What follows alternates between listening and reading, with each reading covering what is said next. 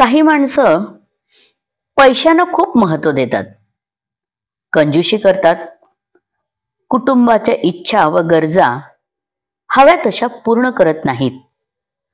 काटकसर करून बचतीमध्ये त्यांना सुख समाधान वाटते. गोतावळ्यातही जवळचं काही देण्यापेक्षा घेण्याची वृत्ती त्याच्या ठिकाणी अधिक असते.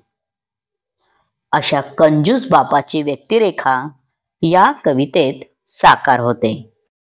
ऐकूया कविता कंजूस बाप. बाजार करायचा जाऊन ये जो,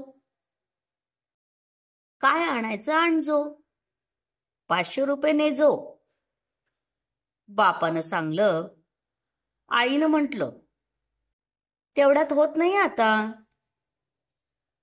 पैसे वाचवून माहेरी देता येता, तेव्हा कसं भागतं, असं बापाचं मत.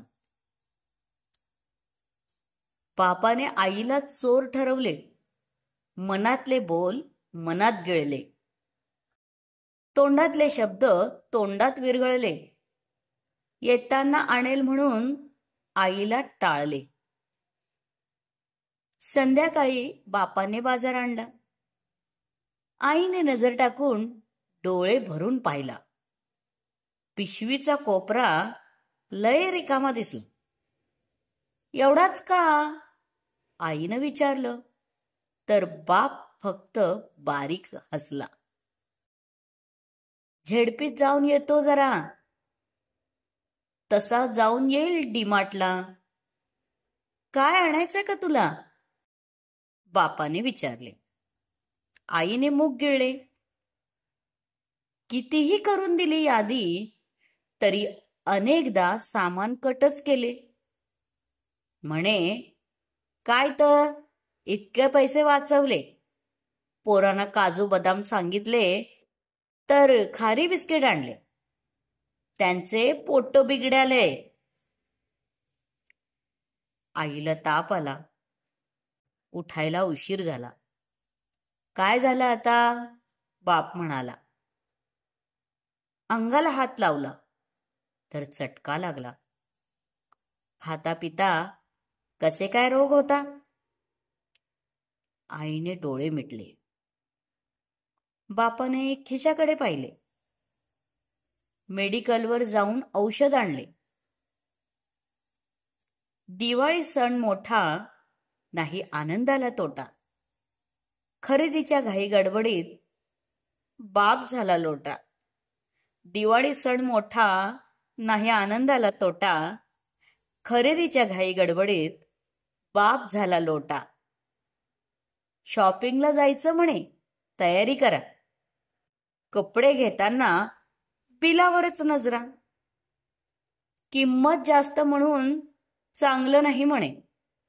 जसे हवे त्याला चणे आणि फुटाणे. किंमत जास्त म्हणून चांगलं नाही म्हणे.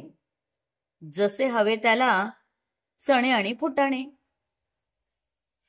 पै पाहुणे येती घरा, तोच दिवाळी दसरा. बाप म्हणे आईला, आता सगळे विसरा. पै पाहुणे येती घरा, तोच दिवाळी दसरा. बाप म्हणे आईला, आता सगळे विसरा. रिकामे येऊन बसतात, डोक्याला ताप देतात. सासरवाडीला मात्र राजासारखा खातो पितो. सासू सासरे घरी येता साधंच जेवण देतो. पगार झाले नाही म्हणून आईला चूप बसवतो. सासू सासरे घरी येता साधंच जेवण देतो. पगार झाले नाही म्हणून आईला चूप बसवतो. मित्रमंडळीच्या गर्दीत बाप चोरासारखा राहतो. पार्टीचं नाव काढलं की कशाची देव म्हणतो. मित्राच्या पार्टीला घशापर्यंत चाटून पुसून खातो. द्यायच्या वेळेस दूर पळतो. उपवासाचं कारण सांगतो. फुकटात भेटलं की हाऊस फेडून घेतो. बाप हुशार दिसतो, मन मारून बचत करण्यात पटाईत असतो. इच्छा झालीच अधूनमधून तर बाप एकटाच हवं ते घेऊन येतो. जसा एकीकडे बसून कुत्रा हड्डी चघळतो, पार्टीत अर्धा पाऊंड पीस एकटाच आणतो, सगळ्या घरासाठी मात्र अर्धाच किलो आणतो. पार्टीत अर्धा पाऊंड पीस एकटाच आणतो, सगळ्या घरासाठी मात्र अर्धाच किलो आणतो. बऱ्याचदा इच्छा झाली तर कोणाच्या तरी आमंत्रणाची वाट पाहतो, नाहीतर मन मारतो. दात कोरून पोट भरतो, इच्छा मारून जगतो. खाली हात आला, खाली हातच जाणार. सिकंदरचा इतिहास त्याला कधी कळणार? खाली हात आला, खाली हातच जाणार. सिकंदरचा इतिहास त्याला कधी कळणार? धन्यवाद.